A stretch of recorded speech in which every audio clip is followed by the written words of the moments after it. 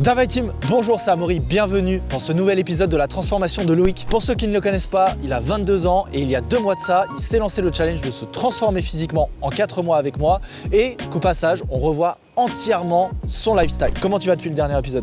L'habitude difficile, mais ça va. Ouais, parce que notamment dans le dernier épisode, il s'est lancé une habitude très difficile qui est le réveil à heure fixe. Pour ceux qui ont suivi un peu son parcours et son rythme de vie, vous savez que c'est un vrai challenge pour lui. Pour le coup, moi je suis vraiment au point mort depuis de l'âge.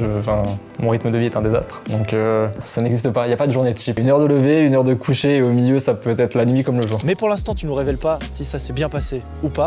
On ira au bastion après l'entraînement parce que là pour l'instant, on a rendez-vous à la salle avec notamment un autre élève que j'accompagne, séance push, dans laquelle je vais vous challenger. Est-ce que tu es partant pour ce programme? Carrément. Ouais? Ok, bah c'est parfait.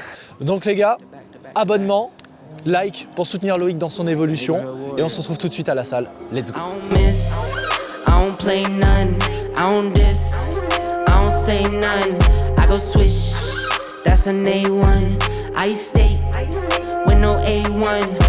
Ok les gars, du coup on vient d'arriver à Basic Fit. Je vous présente donc Florian, qui fait partie des élèves de l'accompagnement. Je suis élève ingénieur là sur Lyon et du coup effectivement j'ai décidé de rejoindre Loïc dans le projet Renaissance afin de transformer à la fois le physique et le mental. Au bout d'un premier mois, je suis plutôt content. Physiquement, je vois vraiment une évolution et mentalement, je trouve qu'on est sur la bonne voie. Parce que pour ceux qui ne le savent pas, en fait, Loïc est le premier à avoir rejoint l'accompagnement pour la vidéo YouTube. Et derrière, du coup, on a formé un groupe de 8 autres élèves qui, eux, vous avez une vingtaine de jours de décalage avec Loïc à peu près, quelque chose comme ça. Et là, ils viennent de finir leur 35e, 37e jour à peu près d'accompagnement. Si vous aussi, vous souhaitez vous transformer physiquement, revoir votre cadre de vie, tout ça au travers d'une transformation physique en 4 mois au poids du corps, je vous invite à cliquer dans le premier lien de la description. Je suis actuellement en train de former un nouveau groupe d'élèves. Devant tout gérer seul, je ne peux prendre qu'un nombre limité de personnes à la fois. Vous avez jusqu'au 17 mars minuit pour vous inscrire, alors ne tardez pas. Tu t'es lancé dans le handstand et le V-sit dans la dernière vidéo, donc on va voir un petit peu où t'en es suite aux conseils que je t'ai donnés. Et Florian, lui justement, ce que tu as fait dans la précédente vidéo, il vient de le commencer. Donc moi, ça va être l'occasion que je lui donne des conseils en live. Ensuite, on va débriefer un peu de vos mouvements techniques de base, dips, pompes, traction, toutes ces choses-là. Voir si je peux rajouter une couche de conseils par rapport à ce que je vous ai déjà donné. Et ensuite, on est parti pour l'entraînement. Je t'avais corrigé, tu m'as envoyé quelques vidéos, j'ai vu que ça commence à tenir. C'est le moment de faire tes preuves.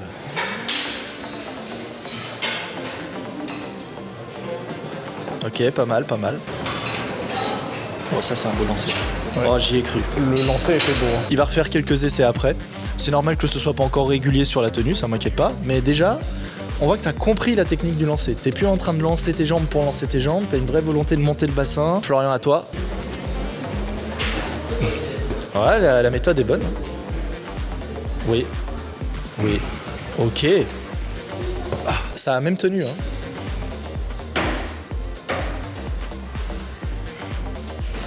Ça a carrément tenu. Sur ma dernière séance push, j'ai eu cette espèce de déblocage comme Loïc dans la vidéo au bout du mois, où ça a tenu à peu près 5 secondes. À partir de ce moment-là, j'ai réussi un petit peu vraiment à avoir ce truc de tenir légèrement et d'avoir la sensation. Avant de passer dans la phase d'apprentissage là, du handstand, ah non. Tu tenais pas comme ça avant, hein. Alors, on est d'accord. Il y a un mois, ça me paraissait impossible. Ok, ok. Ok, ça a commencé à tenir. Ok, ok. C'est ça l'idée. On passe au V-sit, les gars?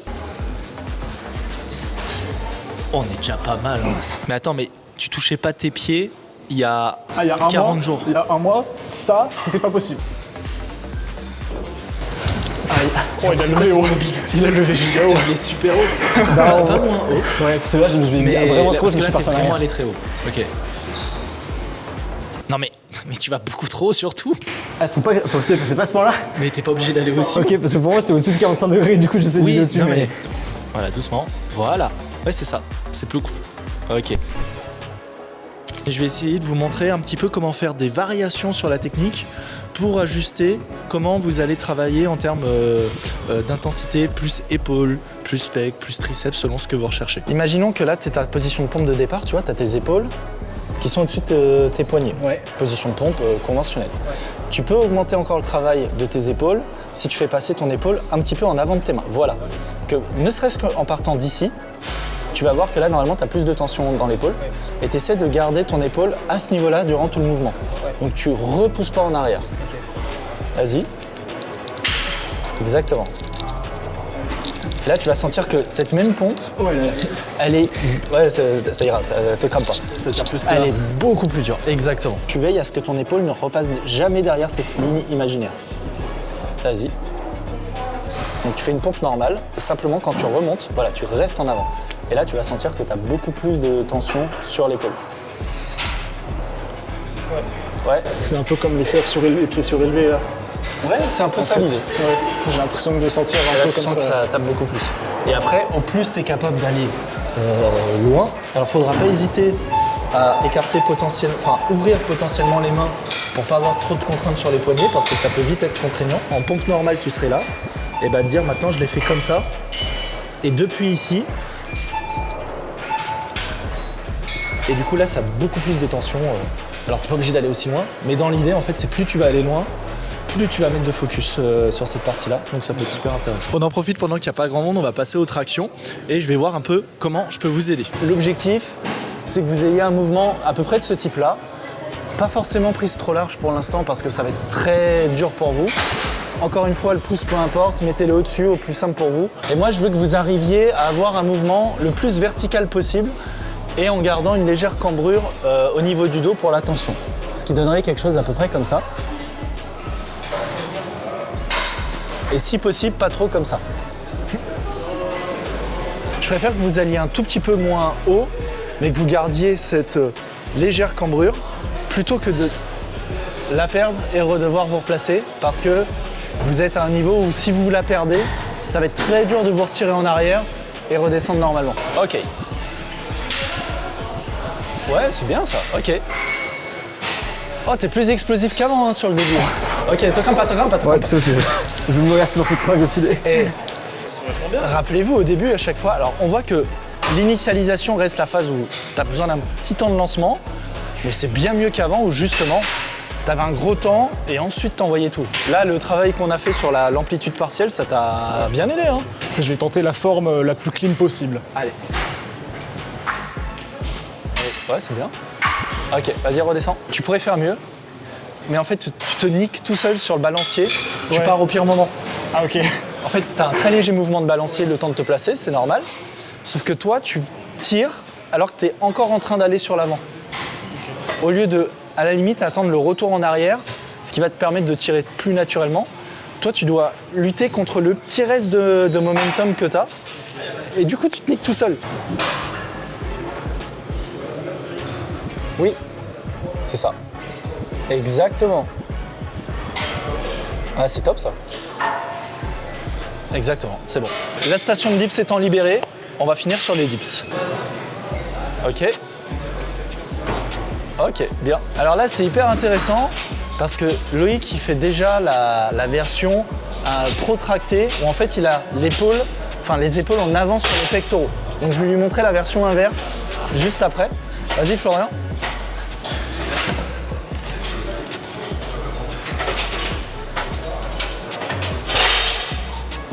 Ok, facile. Là où justement Florian a la version un peu plus muscu traditionnelle, où il a à peu près les épaules au niveau des pecs.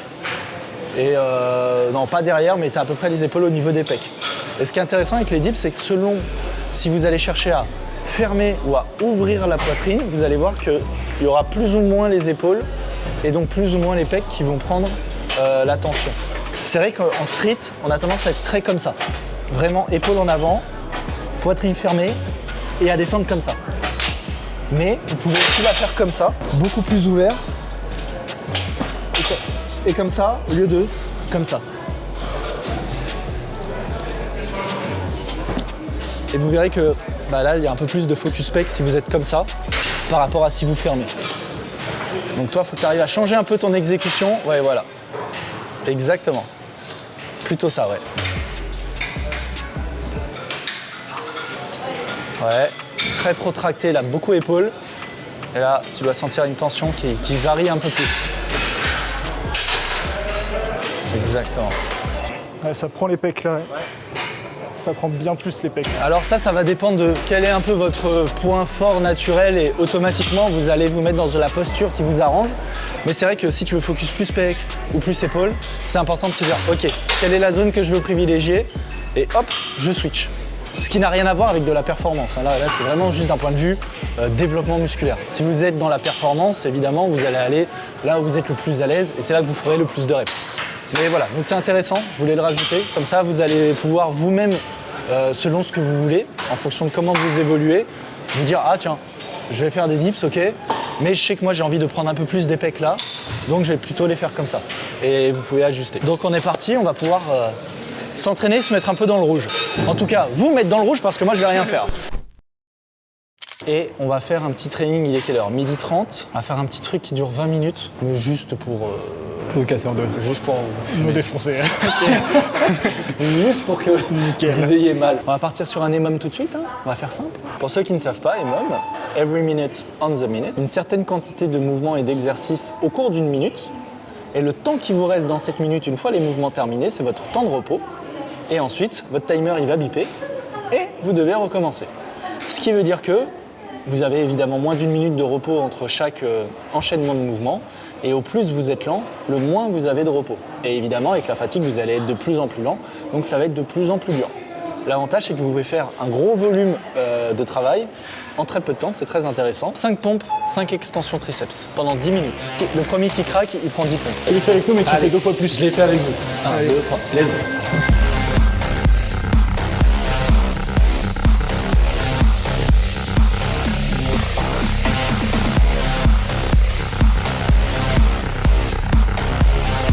Petit changement, 7 pompes, 5 triceps. Parce que sinon, il n'y en a pas un seul qui va mourir pour la vidéo, c'est vraiment dommage.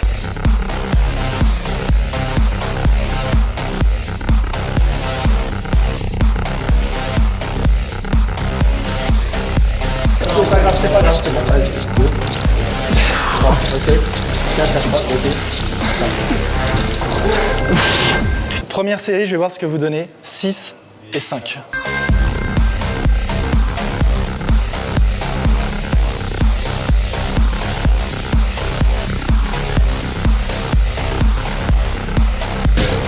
Attention Loïc, 6, allez, ok c'est bon, c'est bon, c'est bon.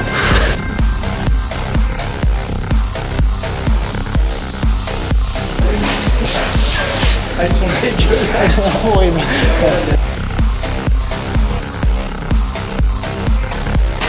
On fait rien que ça, voilà. Voilà, c'est 10 pour Florian, c'est bon. Là oui, tu peux prendre ton temps de repos maintenant. Ah moi je crois que c'est vrai. Pendant qu'ils font leurs 30 répétitions chacun d'extension triceps et de pompe, nous on range le matériel et on se retrouve au bastion afin de faire le débrief plus complet de la partie lifestyle et habitude de Florian et de Loïc, étant donné qu'ils sont là. Florian il va venir au bastion pour la première fois. Ça va être l'occasion qu'il nous partage un petit peu son retour d'expérience plus global. Donc sur ce, à tout de suite. Eh bien, c'est quasiment imperfect à 3 ou 4 fois. Sinon, dans l'ensemble, les premières semaines ont été un peu... Enfin, ça piquait vraiment. Et puis je pense qu'au bout de 2 semaines, je me mettais à me réveiller avant mon réveil, naturellement, que j'ai dormi 5, 6 ou 9 heures en fait. Toujours, maintenant je me réveille naturellement à cette heure-là. Et c'est plus la croix et la bannière pour sortir du lit, je suis en mode je sens que le réveil est moins douloureux que même quand je m'avais à 11h, mais que j'avais pas une heure fixe et que là, vraiment, il fallait que je me tire du lit. L'étape de me réveiller, c'est bête à dire, mais c'était déjà une étape. Mes matinées sont toujours extrêmement vite, je fais pas grand chose. Je me suis pas mis à me lever à 9h30 et je me mets à bosser à 10h sur un truc pendant 4 heures. Toujours le matin, c'est tranquille, on va dire. Mais du coup, au lieu de me retrouver à, entre guillemets, glander de midi à 14h, là c'est de 9h30 à 11h30, je prends le temps, je prends un petit déj, je mate une vidéo sur YouTube, enfin vraiment un peu comme avant. Sauf que à 11h, ça y est, je suis bien réveillé, j'ai pris un café, je suis en pleine forme et je me dis comme mon journée commence vraiment avec clairement 3 heures d'avance et j'ai l'impression que c'est plus long, je peux faire mes pas à la lumière du soleil, je ne suis pas obligé d'attendre qu'il fasse nuit. Et puis du coup même les 10 000 pas maintenant c'est presque facile, je me suis retrouvé des fois à 18h, je suis en mode je vais marcher 1h30 sans me poser la question et je le fais. Et Et ça, c'est cool. Même des fois, maintenant, je fais ma séance début d'après-midi le matin, en fonction de comment je dois organiser ma journée. Et je sens que j'ai plus de liberté, entre guillemets. Enfin, c'est vraiment une sensation, j'ai plus la liberté de faire ce que je veux au final. Donc ça, c'est cool. J'ai pas des habitudes aussi dures que celles de me lever tous les matins à la même heure. Donc forcément, c'est pas aussi contraignant, on va dire. C'est sûr que le principe des habitudes, ça nous donne en fait un objectif vraiment concret à atteindre et qui est atteignable. En fait, on sent que c'est atteignable et le fait de le faire comme ça, c'est vrai que je trouve que ça va être que c'est de plus en plus facile à le faire. Du coup, ça nous apporte quand même une petite rigueur à ce niveau-là qui est pas déplaisante en fait. Quelle habitude tu vas implémenter? Est-ce que tu as déjà regardé? Déjà, j'ai des piles comme ça de bouquins que j'ai commencé où les marque-pages sont tous à la moitié, que j'ai jamais fini, donc ça commence à me saouler. Et je passe trop de temps sur mon tel.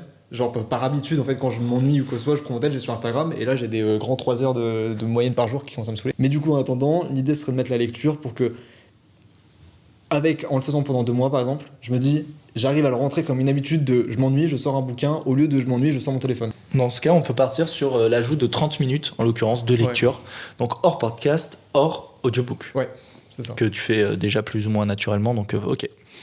Eh ben c'est acté, moi ça me va. Loïc, Florian, est-ce que vous voulez rajouter un mot de la fin, vu que pour moi on a fait le tour? Bah écoute, moi j'aimerais te dire que je suis très content pour l'instant du projet Renaissance, que c'est un investissement certes, mais jusqu'ici je trouve que ça en vaut le coup.